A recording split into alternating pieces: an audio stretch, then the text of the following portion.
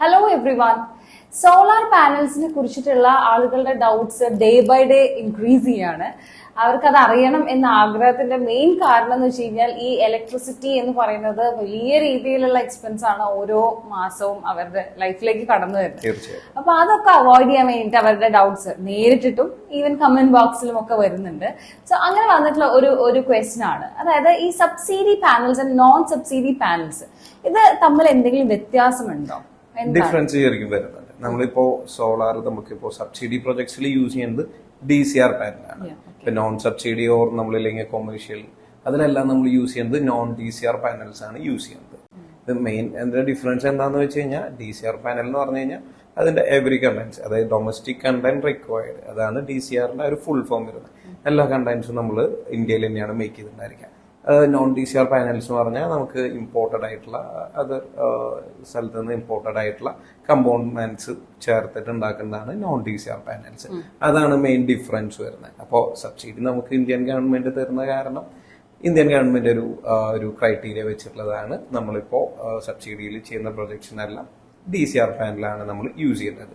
അപ്പൊ ഇതിന്റെ ഒരു മെയിൻ ഡിഫറൻസ് എവിടെയാ വരുന്നതെന്ന് വെച്ച് കഴിഞ്ഞാൽ നമുക്ക് ഈ DCR പാനലിൽ കുറച്ച് പ്രൈസ് കൂടുതലാണ് കമ്പാരിറ്റീവ്ലി നമ്മൾ നോൺ DCR പാനലിൽ വെച്ച് നോക്കുമ്പോൾ. നമ്മളിപ്പോ നോർമലി നമ്മളിപ്പോ എല്ലാ വെൻഡേഴ്സും ചെയ്തു വരേണ്ടത് എങ്ങനെയാന്ന് വെച്ച് കഴിഞ്ഞാൽ ഒരു 8 കിലോവാട്ട് വരെയുള്ള സിസ്റ്റംസ് ആണ് നോർമലി എല്ലാവരും ഇപ്പോൾ സബ്സിഡിയിൽ ചെയ്യുന്നുള്ളൂ.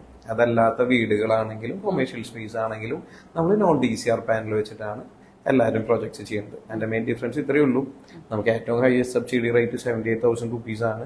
നമ്മളൊരു 10 കിലോവാട്ടിന്റെ സിസ്റ്റം ആണ് ചെയ്യണമെന്നുണ്ടെങ്കിൽ ആ സെയിം നമുക്ക് ആ ഒരു 78,000 rupees നമുക്ക് ആ ഒരു പാനൽ ഡിഫറൻസിൽ നമുക്ക് വരുന്നുണ്ട്.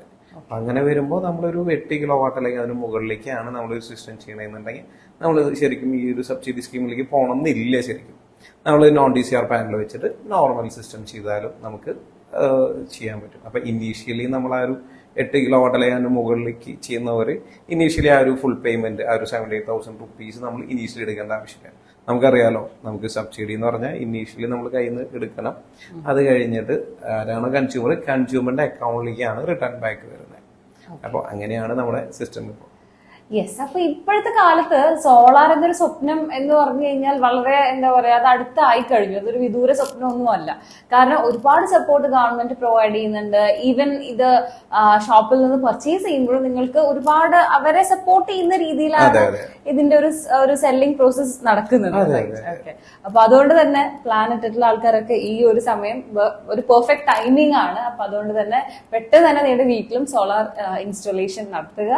അതിനെ കുറിച്ച് കൂടുതൽ അറിയാനായിട്ടുള്ള ഡീറ്റെയിൽസ് ഒക്കെ നമ്മൾ അറ്റാച്ച് ചെയ്തിട്ടുണ്ട്. അപ്പൊ ഇനി നിങ്ങളുടെ ഡൗട്ട്സ് എന്തെങ്കിലും ഉണ്ടെങ്കിൽ നമ്മുടെ കമന്റ് ബോക്സിൽ ലൈവ് ആവുന്ന പോലെ തന്നെ നമ്മുടെ ഈ അക്കൗണ്ട് ഒന്ന് ഫോളോ ചെയ്യുക, സബ്സ്ക്രൈബ് ചെയ്യുക, യൂസ്ഫുൾ ആയ എല്ലാവർക്കും മാക്സിമം ഷെയർ ചെയ്യുക. Thank you so much for your time.